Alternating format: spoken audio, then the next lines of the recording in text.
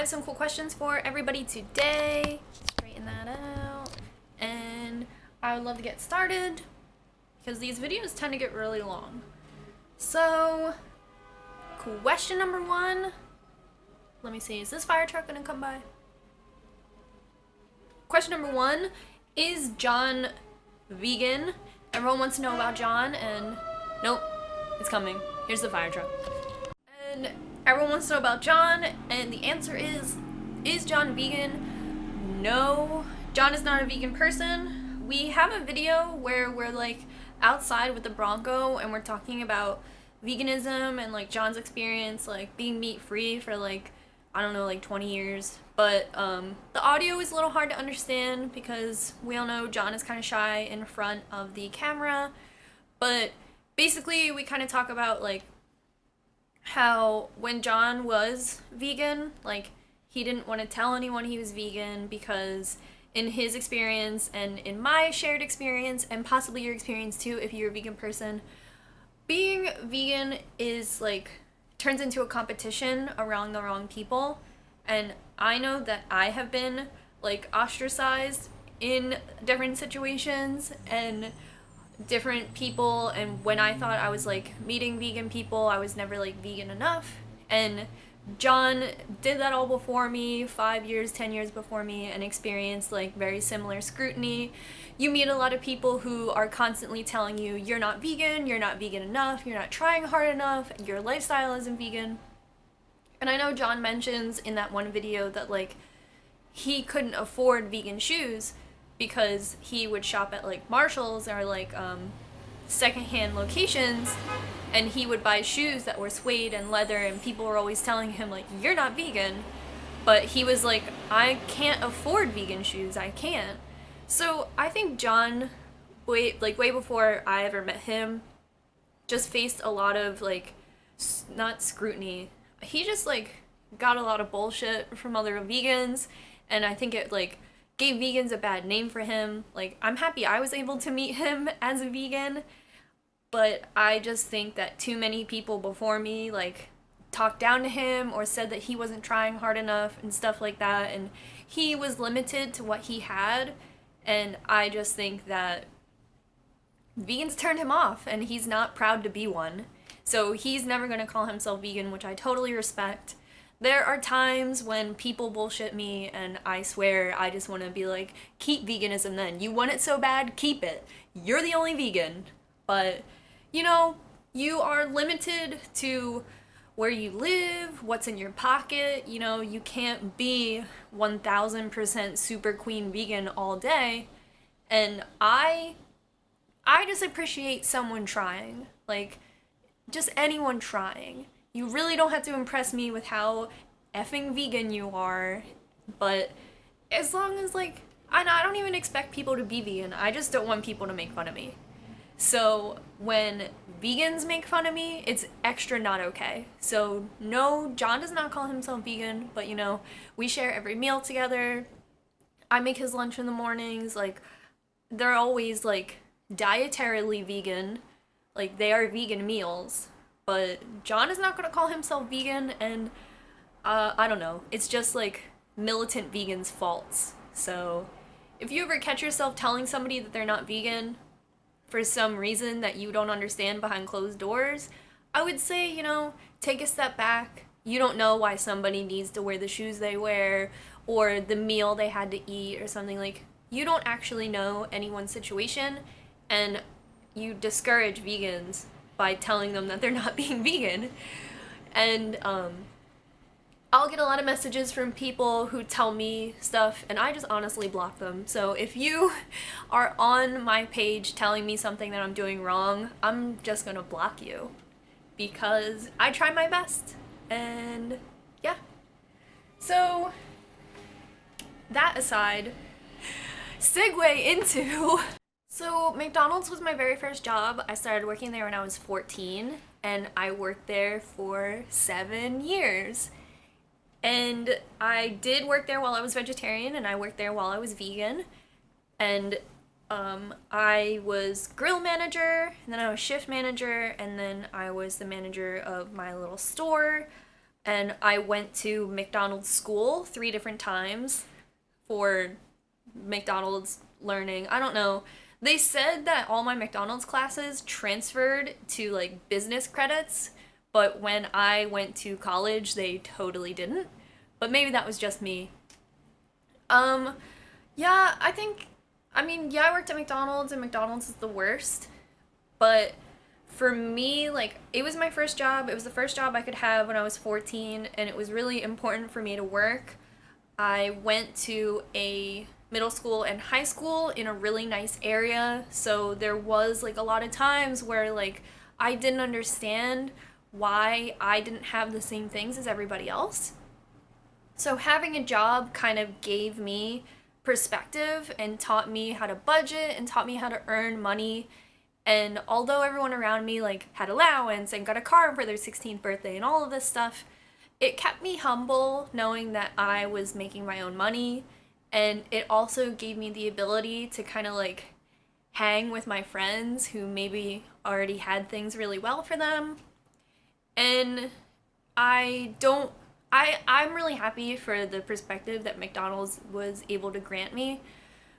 It taught me a lot of real world things, like being taken advantage of and things like that. And I was the hiring manager for a while, so it taught me like what to look for in interviews and what to say in my own interviews in the future.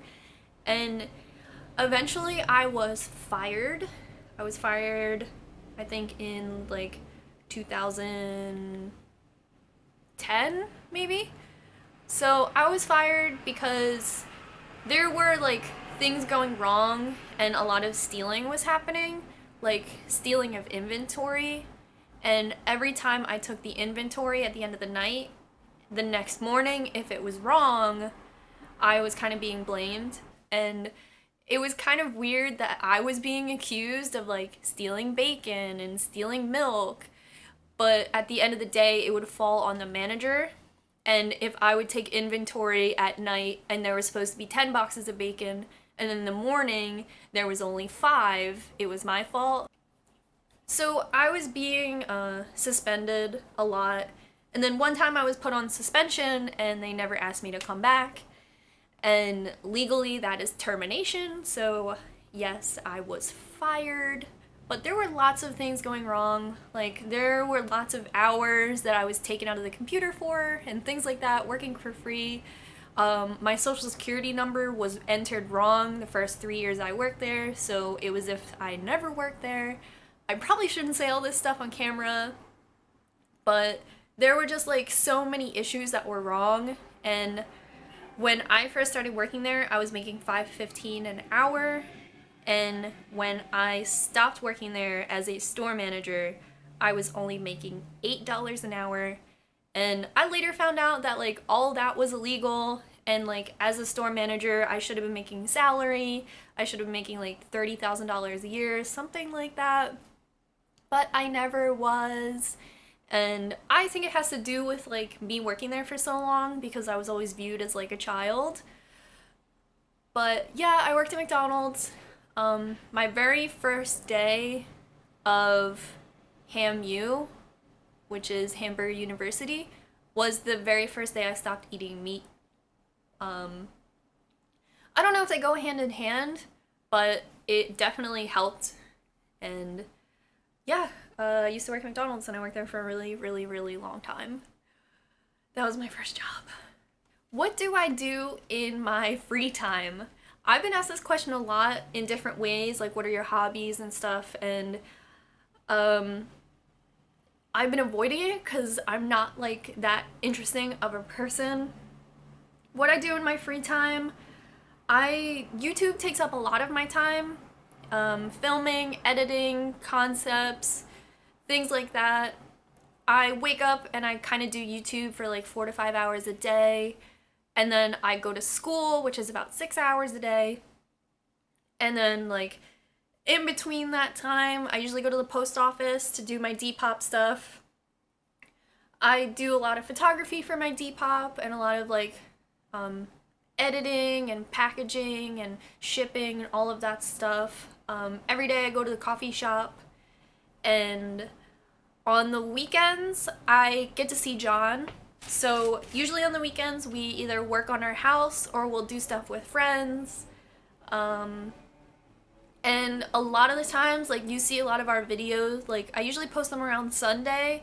You'll see videos with John and Dan working on the Bronco. Dan is my best friend's boyfriend, so my best friend for my whole life.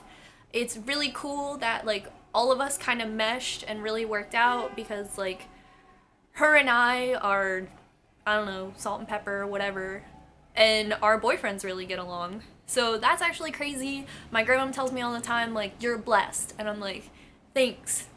So I get to see her a lot, and I get to see Dan a lot, and we do cool stuff together, or we do truck stuff together. Trucks take up a lot of my life without my consent. I never thought about trucks until I met John, and now trucks take up a huge part of my schedule. I wouldn't say that's my free time though, because that's volunteer work. When we're not doing trucks, we'll swim. We swim a lot. I got the tattoo of the swimmer girl because John calls his group of friends the swim club. There's like a lot of like secret river spots that John knows about, and we like to swim. He has like so many friends, and it's always great to see his friends. Other than that, I try to like do chores. I try to keep the room clean. It's a little hard because John and I are on like different schedules, and we both have like really similar lifestyles, but then we also like work hard and get really tired the second we walk in the door, so the room gets pretty dirty just with like laundry and dishes and things like that. So staying on top of all of that. When I'm not doing all of those things, I like to blog, I like to Instagram, I like to go to coffee shops, I like to spend time by myself, and I also try to go home as often as time allows. I have my two brothers that I try to see a lot, and my grandmom who I try to see as often as possible, and then I have a couple friends who live in far off places I haven't seen for a while, but I daydream about seeing them. I call my one friend Jess on the phone like 3 or 4 times a week just to keep up with her, and that's probably all the stuff I do. John and I have a couple favorite shows we watch every week. We always watch Rick and Morty. Every Sunday we try to watch that. We always watch Last Week Tonight with John Oliver. We just got into this new show. It's like the Walking Dead prequel, if anyone wants to talk to me about that. Netflix. I also pay for Hulu. And that's what I like to do. I really like to chill. Like, professionally, I just want to chill. Like, John and I feel like we're out and about a lot. Both of us have like pretty consuming passions and jobs and things like that. So he'll pick me up from school every night, which is like really amazing, and I tell him all the time like, you don't have to, but he like considers that time that we spend together. So, you know, I go to night school, so when I get out it's pretty late, and we come home and we just like chill. And that is my free time. I think my schedule will change a lot when I graduate, but this last year, like, I used to be really into art, and things like that. There was like this art show that I was like helping to organize each year, and I really like fell off with that. I think like when I graduate, I'm gonna try to get back in touch with all of those things. But as of this year, as of now, beauty school comes first, and YouTube, and then my Depop. Like, those are the things that take up a lot of my time. I guess that's my free time, but that's where my time goes. So how do you talk to clients at school? I got a question from someone who said that they really wanted to go to beauty school, but they were afraid about the relationships they would have with their clients because they have a hard time talking to people. And I would say, so do I. Talking to people can sometimes be the worst. When we first were introduced with clients, like our first couple clients were our friends. Your first clients had to be people that you knew. So that kind of helped.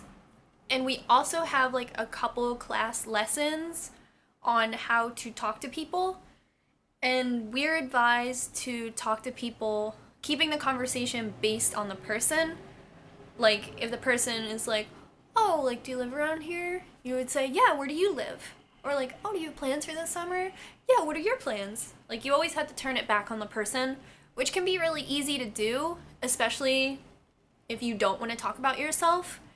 And if you don't really know how to talk to people, it's really easy to keep turning these questions around and around. And we're kind of taught that, especially because it's their service, so you kind of have to make it all about them. And our teacher told us a story about a girl who was like, my clients like when I talk about myself. And then it came out later that the client was like, she talked about herself a lot. So think about, like, keep that kind of in mind. Like, the client sometimes, like, really wants to be treated like it's all about them. They're receiving the service, they're sitting down, they want the whole world to be about them. And that can be easy, that can be cool, especially like if you want to remove yourself from the relationship of you and your client. That's the easiest way to do it. Just treating like you're grooming this person, and it's the best day of their life. For me, when a client like doesn't want the conversation to be about them and they want to like learn about me, I kind of have a few things that I do, because talking about yourself can come off really the wrong way. I've seen it happen where like stylists will make the whole experience about themselves, and you look over and you see their client like distressed and feeling weird. And I would say like it is weird, and keep like yourself out of the experience as much as possible, unless you're lending yourself as an authority. If they're like, how do you do your hair? What's your favorite products? Or how would you do this? Those are times I'll usually lend my experience. And I think it's positive to like leave your clients, like teach them something before they leave. I think that that's great. There are times when clients can be too intrusive, or they can ask you really, really sensitive things. And I would just use like your most sensitive language to deter these situations. Like, I did have a girl who invited me to her like Bible study, and she said, you know, I would really love for you to come to it and speak to it and accept Jesus Christ as your Lord and Savior. And then she left me all her information on a note. And when I told my teacher said, don't ever talk about religion, don't talk about it. And with that, my teacher also said, like, you know, since I am like a vegan person, you kind of have to keep that stuff chill. Like, anything that could be static, just keep it chill. Try not to mention it ever unless it comes up. Even my clients will say like, oh, where do you eat around here? And I won't be like, well, I'm vegan, so I don't eat. I'll say like, oh, you know, a place just opened, or that place always has a line out the door. Like, keep it like that. Keep it really broad. If you want to talk about like the weather, I promise that's like a very neutral conversation to have. But don't talk about religion. A lot of my clients will ask me really personal questions, and I try to just steer them away because they're just like too personal. And I know sometimes people don't understand, and a lot of people don't know other people's sensitivities, so that's why I always recommend keeping conversation light, or don't talk at all. There are plenty of times where I don't talk. I'll offer my client a magazine, I'll offer my client a phone charger, and they'll go on their phone, they'll read the magazine, they'll keep the conversation about service related, and I like that too. And I don't think you should ever be afraid to like say like, oh, well, you know, I'm a student, so I'm trying to focus. Especially if you're doing like a full head of highlights, I cannot talk to you about my summer. I need to paint your highlights. So, you know, that's what I like keep in mind. And sometimes clients will ask me like, do you have a boyfriend? What do you do for money? Did you pay for all your tattoos? And like, these are personal questions to me. And yes, I love my boyfriend, and yes, I love whatever, but those aren't conversations I like to have. Especially because in my personal experience, if I'm sad or something traumatic has happened or something like that, those are times where I feel like people come to the salon because they want to feel better, they want a big change in their hair, they want to move on from something traumatic that just happened, like a big breakup or something. So if you say, hey, is there somebody special in your life? They're gonna say, not anymore. So keep it chill. Like, oh, I love your shirt. Done. That's my advice when talking to clients. How do I stay so positive? And I get this question kind of a lot. And it's like kind of weird for me because I don't think of myself as like a really positive person. I don't like see myself as like super chipper and like, yeah, and like, do it, girl. But I mean, I have a lot of things that I'm passionate about. I try to keep my passions like really relative and consistent in my life, like being a good person and being a good friend and being a good woman and standing up for what I believe in kind of keeps me motivated. And I think in high school and in middle school, I didn't have the confidence that I have now to like be the person that I am. And I think like turning 25 like really put a lot of things in perspective for me and kind of opened my eyes, and I was no longer like nervous to be me and no longer afraid of the impression I made on other people. And I never had that my whole life. I was nervous and self-conscious and felt weird and didn't think I was beautiful and didn't think I was clever or funny or interesting. And now I'm very comfortable in my own skin. I feel like I've had a lot of life experience that has attributed to seeing it all or experiencing it all, and I've been through a lot of like disappointment, and like I've been through like dark times and sad times, and I always seem to like persevere and get out of them.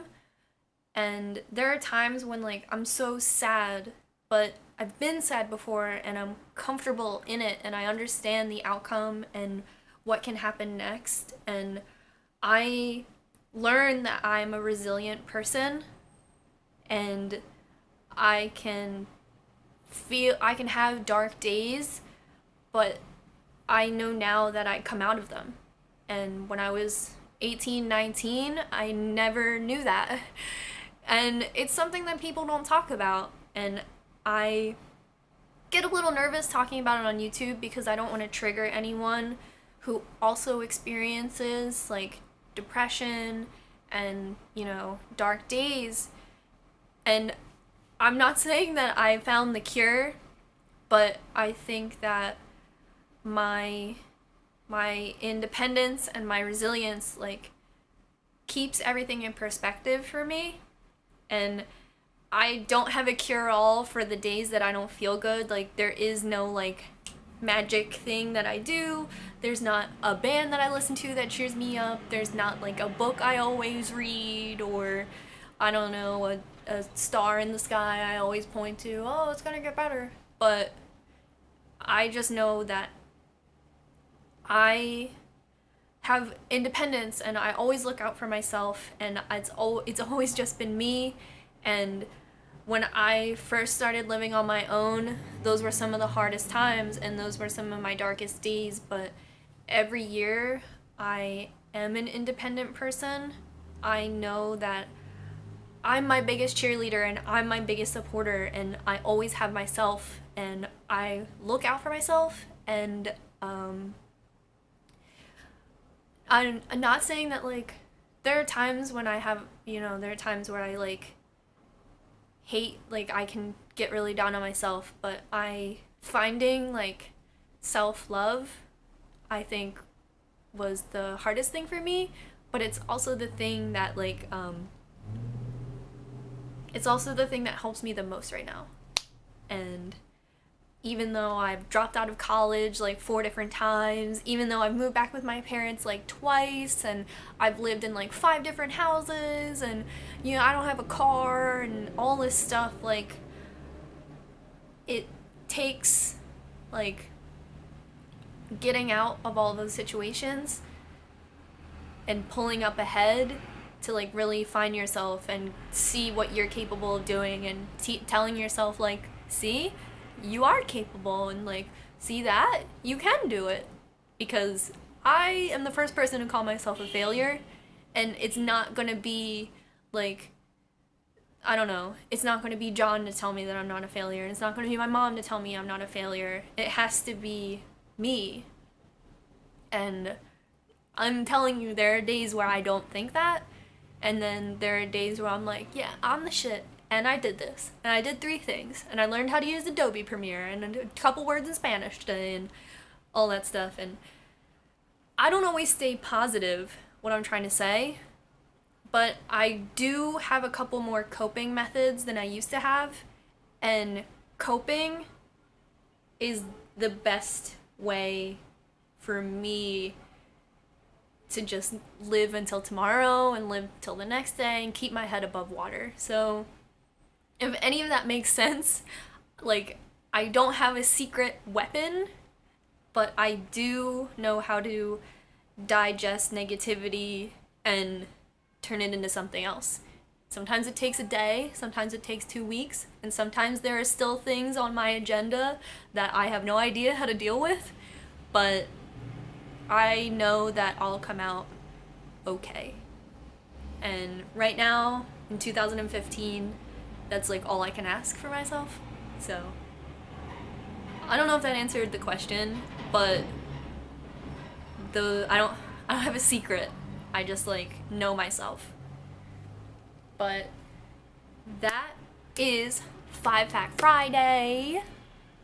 And thank you guys so much. Thank you for all the really positive comments. Like, I wait for 5 Fact Friday. I watch 5 Fact Friday before work. You start my weekend, because you guys start my weekend. You guys keep me on top of everything and keep me on a schedule. And I just want to say, we hit 25,000 subscribers last night, and that is amazing. I'm so happy to have every single one of you in my life. Always feel free to hit me up on Snapchat, Instagram. We are here for each other. And yeah, until next week, until next time, thank you so much. Love you, and bye.